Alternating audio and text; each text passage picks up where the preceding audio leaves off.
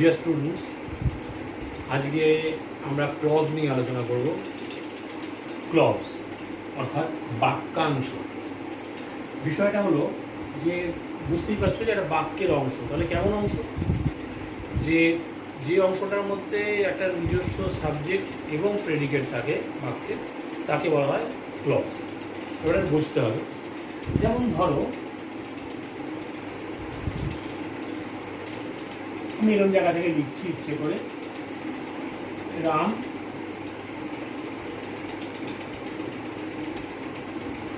রামু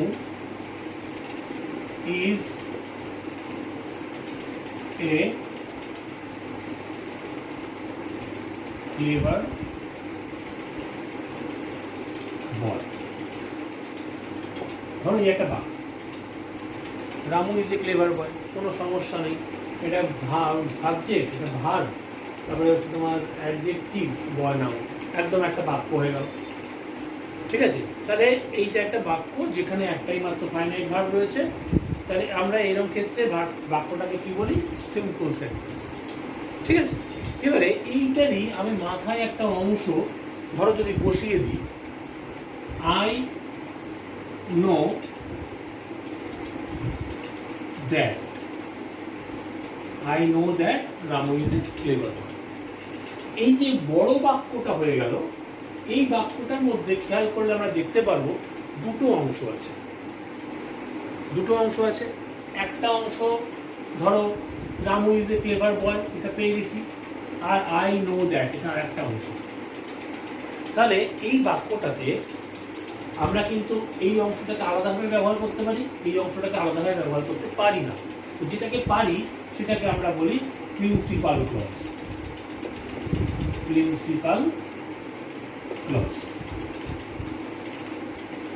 আর যে অংশটা এটার উপর নির্ভরশীল সেই অংশটাকে বলি সাবঅর্ডিনেট ক্লজ।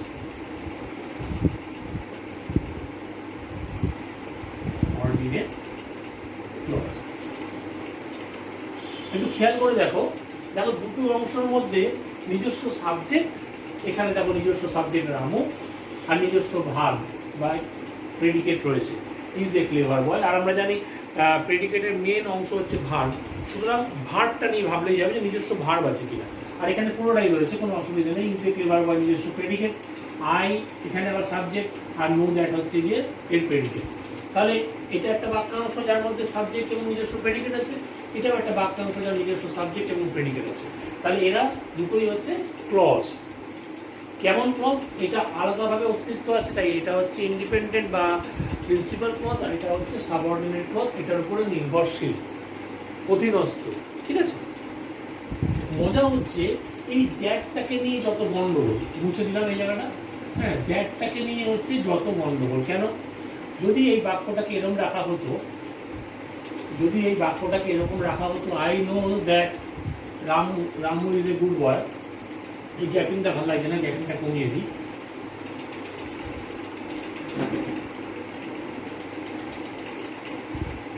আই নো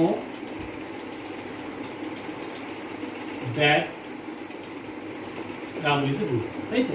এবারে এখানে আমি যদি এরকমভাবে ভাগটা করতাম, আই নো একটা অংশ করতে পারতাম, আর that Ramu is a clever boy এটা আর একটা অংশ করতে পারতাম। সেই ক্ষেত্রে কিন্তু দেখো প্রিন্সিপাল ক্লজটা চেঞ্জ হয়ে যেত। এই আই নোটাই তখন প্রিন্সিপাল ক্লজ হয়ে যেত, কারণ এখানেও আই হয়তো সাবজেক্ট, নো হচ্ছে ভার্ব। আমি যেটা বলছিলাম যে প্রেডিকেটের মেন অংশ হচ্ছে ভার্ব, সুতরাং ভার্ব থাকলেই হবে। তাহলে এটা হচ্ছে প্রিন্সিপাল ক্লজ। আর পুরোটা লিখলাম না, পি আর সি এল লিখলাম, আর এটা হচ্ছে সাবঅর্ডিনেট ক্লজ হয়ে যেত, সাব অর্ডিনেট ক্লজ, পুরো ক্লজই থাকে। ঠিক আছে? তাহলে দ্যাট তার যার সাথে যুক্ত থাকছে, খেয়াল করো, আগেরটা রামের সাথে যুক্ত ছিল না, রামুর সাথে, তো এটা তখন প্রিন্সিপাল ক্লজ ছিল।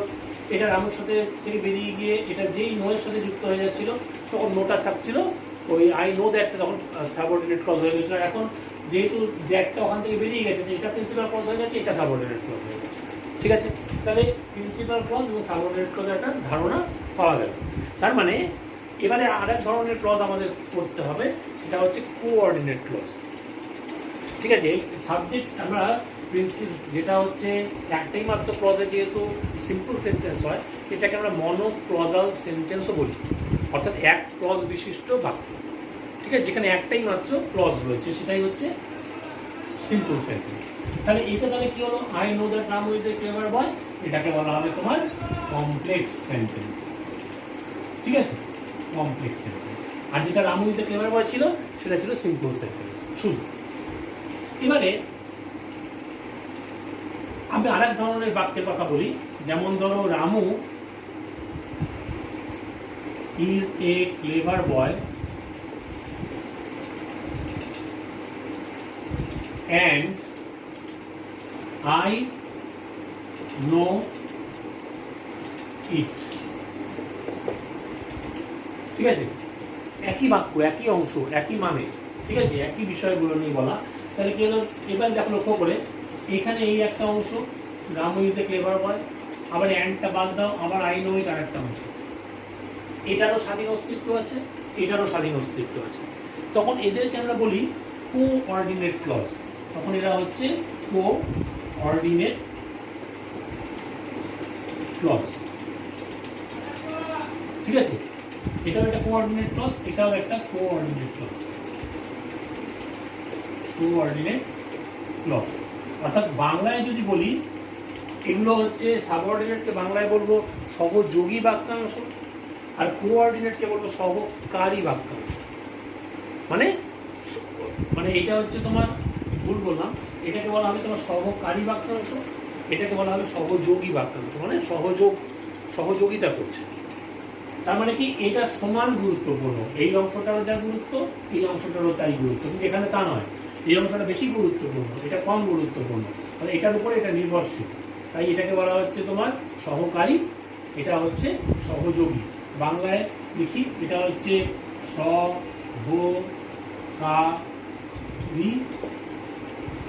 বাক্যাংশ, ঠিক আছে, বাক্যাংশ। আর এটা হচ্ছে তোমার সহযোগী বাক্যাংশ, সহযোগী বাক্যাংশ।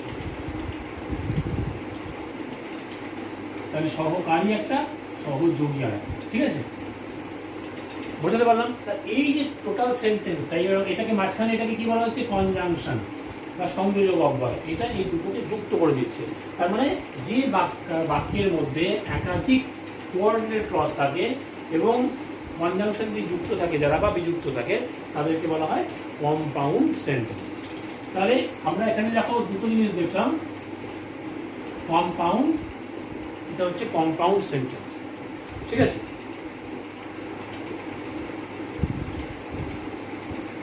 কম্পাউন্ড সেন্টেন্স, তার মানে আমরা আরও একটা জিনিস দেখে ফেললাম যে সেন্টেন্সের 3 রকমের ভাগ, সেটা এখানে আমরা আলোচনা প্রসঙ্গ নিয়ে আনলাম, ঠিক আছে। টোটাল সেন্টেন্সটা একটা কম্পাউন্ড সেন্টেন্স, এটা ছিল কমপ্লেক্স সেন্টেন্স, প্রথমটা ছিল সিম্পল সেন্টেন্স। তাহলে এবারে আমরা একটা জায়গাতে আসতেই পারি, এটাকে মুছে দেওয়া যেতে পারে। তাহলে এখান থেকে আমরা একটা জায়গাতে আসতে পারি,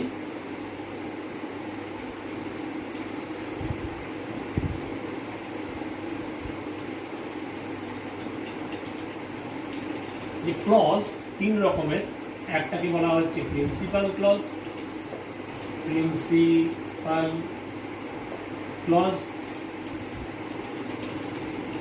আর একটা হচ্ছে সাবঅর্ডিনেট, সাবঅর্ডিনেট ক্লজ,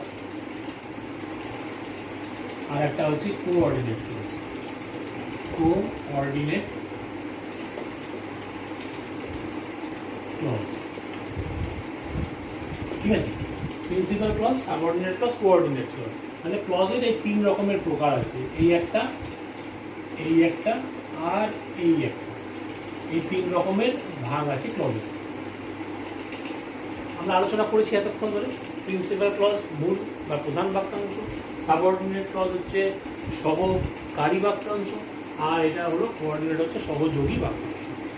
এবারে এই যে সাবঅর্ডিনেট ক্লজ, এর আবার 3 রকমের ভাগ আছে। কি কি ভাগ আছে বলো তো?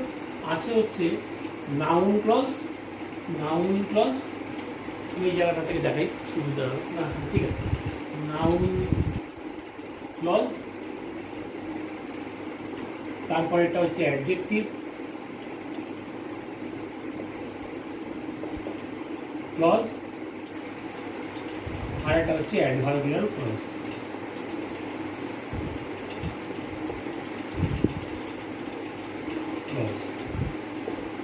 ঠিক আছে, তার মানে এই নাউন সাবঅর্ডিনেট ক্লজের এই তিনটে ভাগ আছে।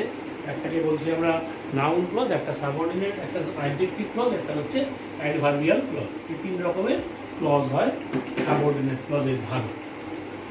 ঠিক আছে, তাহলে নাউন ক্লজ কি? নাউন ক্লজ আমরা যে ক্লজটা নাউনের মতো আচরণ করে তাকে আমরা বলি নাউন ক্লজ। নাউনের আচরণ কিরকম? একটা বাক্যে প্রধানত সাবজেক্ট এবং অবজেক্ট, ভার্বের সাবজেক্ট এবং অবজেক্ট হিসেবেই নাউন ব্যবহৃত হয়। একটা উদাহরণ দিয়ে দিই।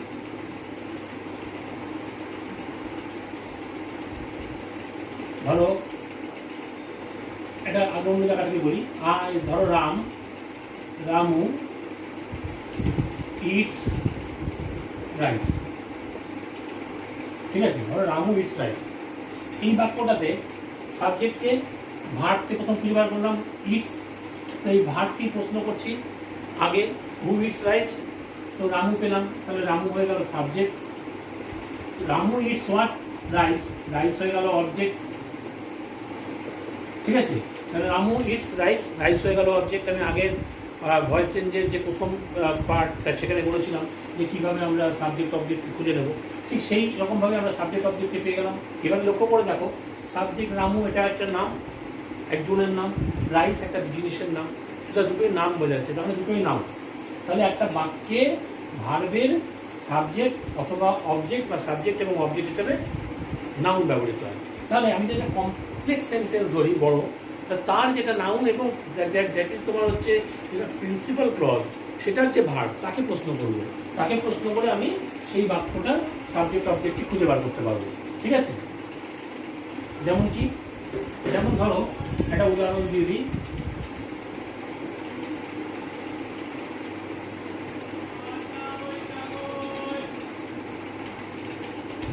He said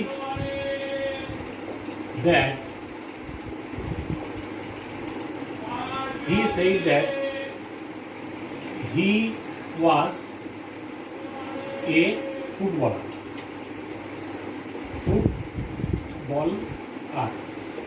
He said that he was a footballer. কথা,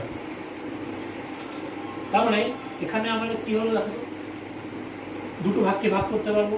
প্রথমেই আমরা প্রিন্সিপাল ক্লজকে খোঁজ করবো, খোঁজ করে পেয়ে গেলাম he said that he was A footballer, এটা হয়ে গেল এটার উপরে নির্ভরশীল। তার মানে এটা সাবঅর্ডিনেট ক্লজ, এটা প্রিন্সিপাল ক্লজ। এবার এই প্রিন্সিপাল ক্লজের যে ভার্ব সেড, একে প্রশ্ন করি হি, কোশ্চেনটা কি করছি, হি সেড হোয়াট, সে কি বলবে। আমি বলেছিলাম যেখানে কনস্ট্রাকশনের নিয়মটা চেঞ্জ করে নিতে হবে, এইভাবে জাস্ট ওয়ার্ডটাকে বসিয়ে দিতে হবে। হোয়াট ডিড হি সে, এরকমভাবে প্রশ্ন করবো না। হি সেইড হোয়াট, আনসারে কি পাবো, that he was A footballer. এই পুরো অংশটা কিন্তু আমি আনসার হিসেবে পাচ্ছি। তাহলে এটার আনসার কি হলো, আনসার হচ্ছে that he was A footballer. তাহলে এটা আমরা কিরকমভাবে পেলাম না, সেই তার মানে এটা কিসের মতো কাজ করলো, অবজেক্টের মতো কাজ করছে, তাই তো। তাহলে অবজেক্ট কি হয়, নাউন হয়, তাহলে এটা হয়ে গেল নাউন ক্লজ। আমরা আগে দেখেছিলাম আই ইট রাইস, রাইসটা ছিল নাউন অবজেক্ট এবং অবজেক্ট হিসাবে নাউন ছিল। তাহলে এখানেও আমি অবজেক্ট পেলাম, তাহলে অবজেক্ট হিসাবে ও নাউন হবে, তাহলে এটা হয়ে গেল নাউন ক্লজ। ঠিক আছে, নাউন ক্লজ পেয়ে গেলাম। এবারে আরেকটা উদাহরণ ধরি, তাহলে আমরা প্রথম নাউন ক্লজের একটা এক্সাম্পল পেয়ে গেছি। এরপরে ধরো আরও একটা ধরি, অ্যাডজেক্টিভ ক্লজ। কিরকম ভাবে হবে, I know the time when he will return. I know the time when he will return. ঠিক আছে, তাহলে এবারে দেখো I know the time when he will return। এবারে কিন্তু I know what দিয়ে নয়, প্রশ্ন হলো I know the time, এই অবধি হয়ে গেল প্রিন্সিপাল ক্লজ। ঠিক আছে, তাহলে হোয়েন এই ডাব্লিউ যেটা ওয়ার্ডটা যুক্ত যে লিঙ্কার বলে এগুলোকে, লিঙ্কারটার আগে পর্যন্ত আমরা ভাববো প্রিন্সিপাল ক্লজ নিয়ে। তাহলে আগে পর্যন্ত টাইম অফ দিয়ে এলো, আই নো দ্য টাইম, তাহলে হোয়েন হি উইল রিটার্ন, তাহলে এই টাইমটাকে দেখো মডিফাই করছে, হোয়েন হি উইল রিটার্ন, এই টাইমটাকে কোয়ালিফাই করছে, টাইমটাকে বিশেষিত করছে যে কখন সে ফিরবে। তাহলে টাইমটা কি? টাইম ইটসেলফ একটা নাউন, সময় একটা জিনিসের নাম বোঝাচ্ছে।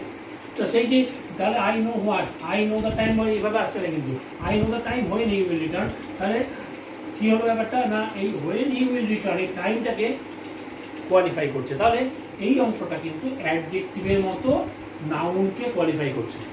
তাহলে যখন নাউনকে কোয়ালিফাই করছে তখন এটা তাহলে হয়ে গেল অ্যাডজেক্টিভ। এবার যেহেতু এটা একটা ক্লজ, তাই জন্য এটা একটা অ্যাডজেক্টিভ ক্লজ, এটা সিঙ্গল ওয়ার্ড নয়। যদি সিঙ্গল ওয়ার্ড হতো তাহলে আমি বলতাম এটা অ্যাডজেক্টিভ, তাই তো? যদি এটা সিঙ্গল ওয়ার্ড হতো তাহলে বলতাম অ্যাডজেক্টিভ। কিন্তু যেহেতু এটা ক্লজ একটা গোটা, যখন নিজস্ব সাবজেক্ট এবং প্রেডিকেট রয়েছে, তাই জন্য এটা কিন্তু কী হয়ে গেল না একটা ক্লজ, এবং এটা অ্যাডজেক্টিভের মতো কাজ করছে, কাজে এটা অ্যাডজেক্টিভ ক্লজ। ঠিক আছে, এই বিষয়টাকে ভালো করে বুঝে নিতে হবে।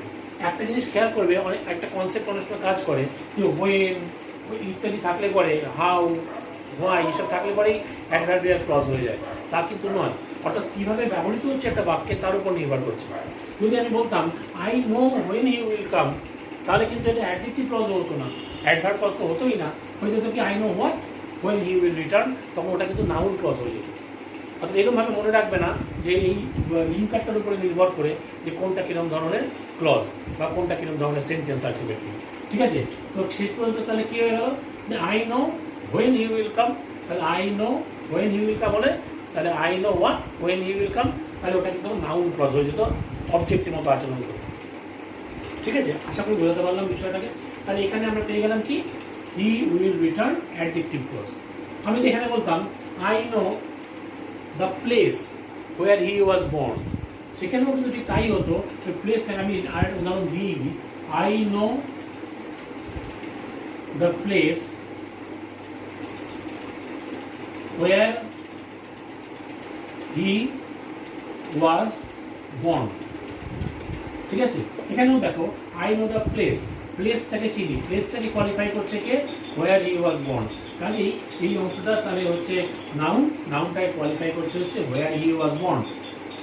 ঠিক আছে, আর একটা জিনিস মনে রাখবে, এটাকে বলা হয় অ্যান্টিসিডেন্ট, যে এটা ঠিক অ্যাডভার্ব মানে নাউন অ্যাডজেক্টিভ ক্লজের আগেই যে নাউনটাকে সেটা বিশেষিত করে অ্যাডজেক্টিভ ক্লজটা, তাকে বলে অ্যান্টিসিডেন্ট। ঠিক আছে, ANTECEDENT, অ্যান্টিসিডেন্ট। ঠিক আছে, তাহলে এই অ্যান্টিসিডেন্ট, এখানে টাইম ছিল অ্যান্টিসিডেন্ট, এখানে প্লেস হলো অ্যান্টিসিডেন্ট। তাহলে এই যে অ্যান্টিসিডেন্ট, এই অ্যান্টিসিডেন্টটার উপরে কে কোয়ালিফাই করবে হচ্ছে অ্যাডজেক্টিভ ক্লজ। তাহলে অ্যাডজেক্টিভ ক্লজ বুঝেই নেবে তার আগে একটা নাউনকে কোয়ালিফাই করছে, এটা গেল অ্যাডজেক্টিভ ক্লজ। তুমি একবার দেখে নাও।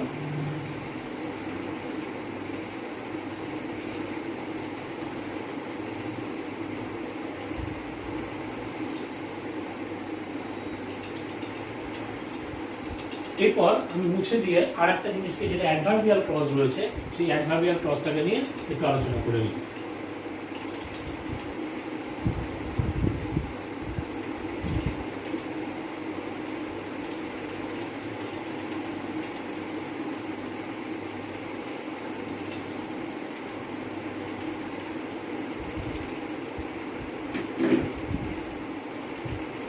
অ্যাডভার্বের কাজ কিরকম?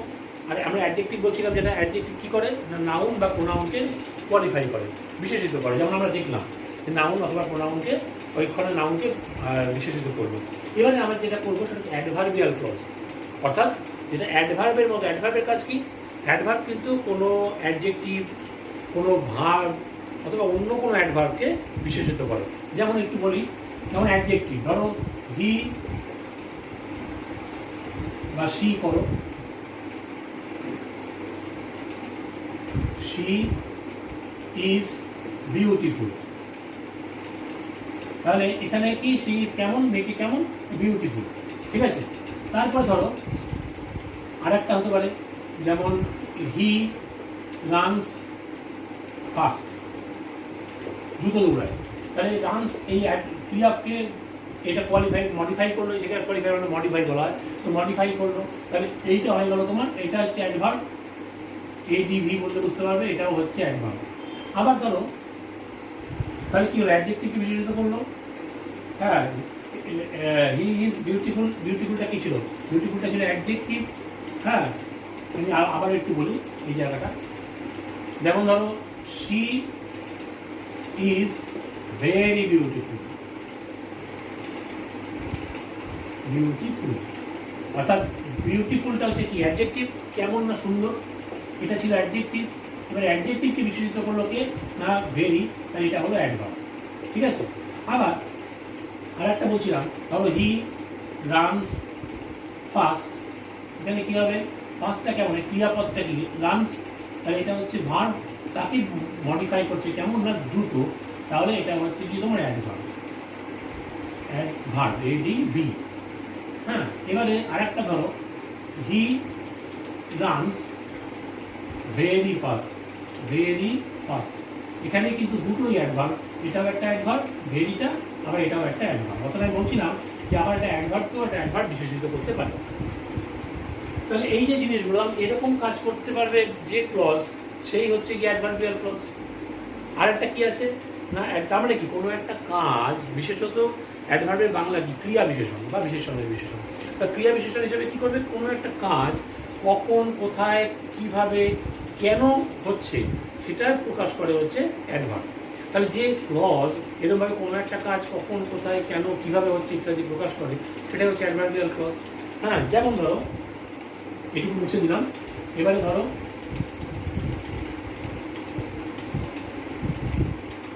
I could not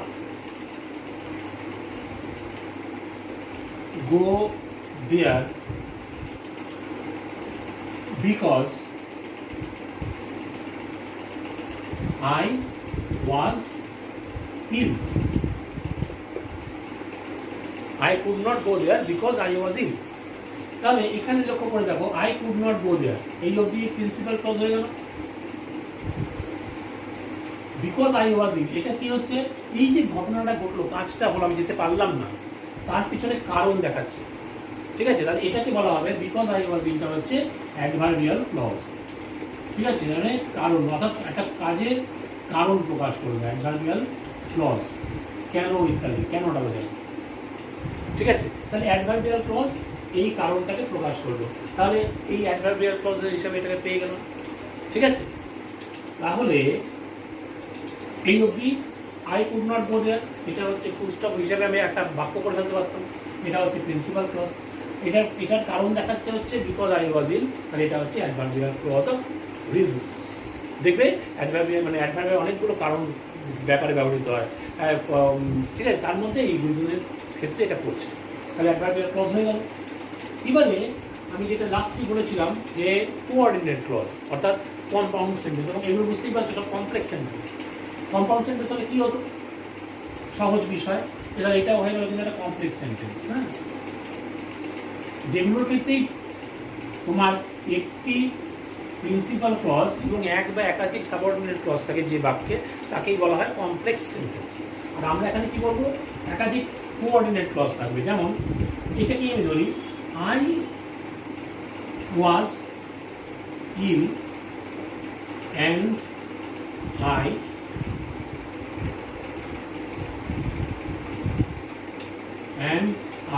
could not go there. এখানে and so I বললেও বলা যেত, হ্যাঁ and so I could not go there, ঠিক আছে। তো ঠিক আছে, আমি একটাই রাখার জন্য এই and দিয়ে শুরু দেখালাম, I was ill and I could not go there। তাহলে এইটা কি হয়ে গেল, I was ill দেখো একটা বাক্যাংশ, হ্যাঁ I could not go there আর একটা বাক্যাংশ, দুজনেই কিন্তু স্বাধীন আলাদাভাবে, কাজেই এরা হয়ে গেল সব কোঅর্ডিনেট ক্লজ,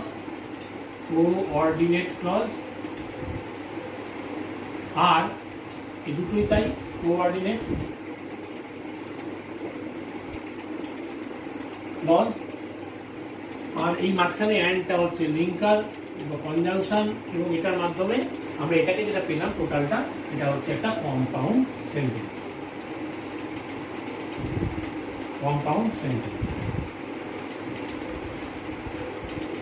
ঠিক আছে, আমি সবকটা আলোচনা করার চেষ্টা করলাম। তোমাদের অসুবিধা হলে আমাকে জানাবে, হ্যাঁ, বারবার করে দেখে বোঝার চেষ্টা করো। কোনো অসুবিধা হলে আমাকে জানিও। সবাই খুব ভালো থেকো, সুস্থ থেকো।